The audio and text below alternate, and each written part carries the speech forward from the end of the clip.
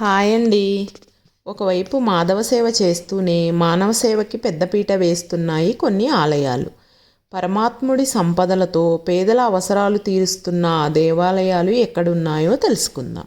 పరమేశ్వరుడు ఒకే చోట 3 రూపాల్లో దర్శనమిచ్చే అరుదైన క్షేత్రమే మధ్యప్రదేశ్లోని ఉజ్జయిని మహంకాళేశ్వర్ ఆలయం. స్వామి దర్శనానికి తరలి వెళ్ళే భక్తులు అక్కడ పెద్ద ఎత్తున కానుకలు సమర్పిస్తుంటారు. హుండీ ద్వారా వచ్చే ఆదాయంలో కొంత డబ్బును పేద ప్రజల వైద్యానికి వెచ్చించాలని భావించింది అక్కడ ఆలయ కమిటీ. దానికోసం 2 ఏళ్ల క్రితం బస్సులో మొబైల్ హాస్పిటల్ని సిద్ధం చేయించి 2 వైద్యుల్ని 3 నర్సుల్ని నియమించింది. సరైన రోడ్డు వసతి లేక ఆసుపత్రులు అందుబాటులో లేని మారుమూల పల్లెలకు ఆ బస్సును పంపి పేదలకు ఉచితంగా వైద్యం చేయించి మందులిస్తోంది. వారంలో ఒకరోజు ఉజ్జయినిలోని మురికివాడల్లోనూ వలస కూలీలుండే ప్రాంతాల్లోనూ సేవలు అందిస్తుంది.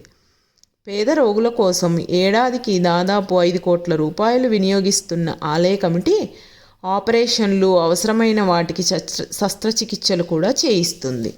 అంతేకాదు పేద రోగులు ఎవరు వెళ్ళినా కూడా సాయపడుతుంది.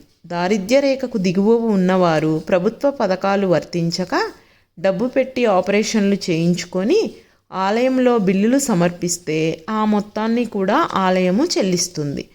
అదే ఆపరేషన్ చేయించడానికి ముందైతే వైద్యుల నుంచి లెటర్ తెచ్చుకొని దరఖాస్తు చేస్తే శస్త్రచికిత్సకు అయ్యే ఖర్చునంతా నేరుగా హాస్పిటల్ వారికే అందిస్తుంది.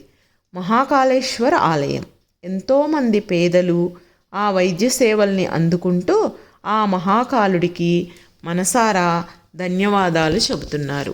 అలాగే కేరళలోని ఆలిక్కల్ భగవతి ఆలయం వారు 30 మంది విద్యార్థులకు 1000 రూపాయల చొప్పున ఉపకార వేతనం ఇస్తున్నారు.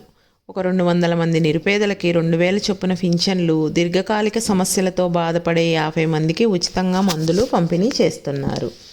అలా బెంగళూరులో కొలువుతీరి ఉన్న బనశంకరీదేవి ఆలయం వారు కూడా అమ్మవారికి అలంకరణ కోసం వచ్చిన కూరగాయలు, దీపాలను వెలిగించిన నిమ్మ డొప్పలు, బెల్లము, ఈ వ్యర్థాలతో బయో ఎంజైమ్లు, జీవామృతం వాటిని తయారు చేసి నెలకి దాదాపుగా 500 కిలోల ఎరువును, 1000 లీటర్ల పైన ద్రావణాలను సిద్ధం చేసి చుట్టుపక్కల రైతులకి, మిద్దె తోటల్ని పంచేవారికి ఉచితంగా పంచిపెడుతున్నారు. ఓం నమః శివాయ.